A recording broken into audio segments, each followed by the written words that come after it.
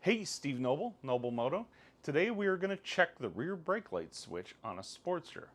Now remember, if your brake light's not working, your front brake light has a separate switch and your rear brake light has a separate switch. The rear brake light switch is on the other side of the motorcycle, but we will check that out and run through the whole test process of it. On what's called the rubber mount Sportsters, this is your rear master brake cylinder reservoir. So this is a little plastic cover on here. You can just pop it off of there. Then from there, underneath, well, the brake switch is, so the rear brake switch is actually right there. But you probably can't really see it, and that's okay. We're going to take this rear reservoir off. This takes a 3/16 Allen.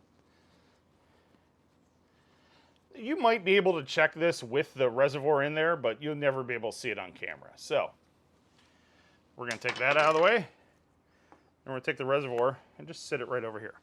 Now you may notice the rear wheel is missing off this bike. Don't worry about that. I'm putting new tires on it right now.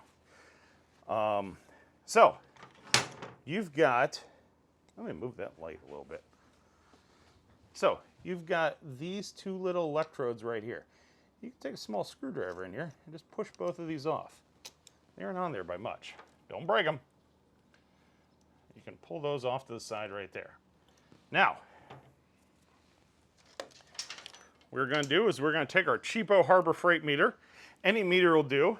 I like to use this meter for these videos because this is the one that most people have. I just got to figure out a good spot to stick it. So I have the cheapo Harbor Freight meter up here. And I put a black marker on the dimple that represents the selector. So we're going to set this to continuity or diodes, whatever you want to call it, or even ohms of resistance. See if we can't get the meter to stay there and not do backflip. So what's happening right now is the meter is putting out a small amount of current on one meter lead, and it's looking for it to come back on the other. So when you touch the meter leads together, you should read 0 or almost 0. It's never going to be perfectly 0 because it's a cheap meter. Don't overthink it. So we have this metal electrode here and this metal electrode here. Now what happens is when this thing is screwed into the brake line, so when the brake system pressurizes, when you press the brake lever, it closes a set of contacts in here and it connects this metal tab to this metal tab. So we are going to stick the meter leads in there. You want to make sure they're not touching each other. They're only touching the metal tab.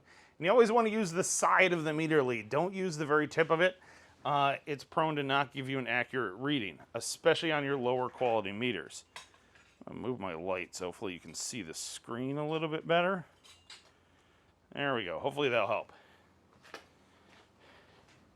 So when I press the rear brake lever, brake, no brake, brake, no brake, just like that.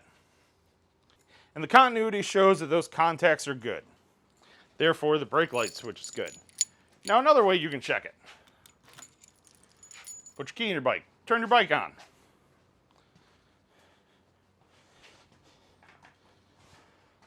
Move your light so hopefully you can see the meter screen. Now we're going to set our meter to voltage, DC voltage, range of 20. See if that'll stay there or not. Ho! Meter back flips. There we go. I think it's staying there now. So what we're going to do. There, will that stay right there? That going to stay there? Is that the shot? All right, let's try that. So we're going to take 1 meter lead. And we're going to stick it in there. And then we're going to go to a solid ground, which is an unpainted surface. Oh, right there. It shows 12 volts. So depending on which one you plug it into, it'll show 12 volts or it'll show nothing. 12 volts is the one that, sends power to the switch. And of course, if we put power to the other one, or put the meter lead to the other one and check it to ground, nothing happens as it should.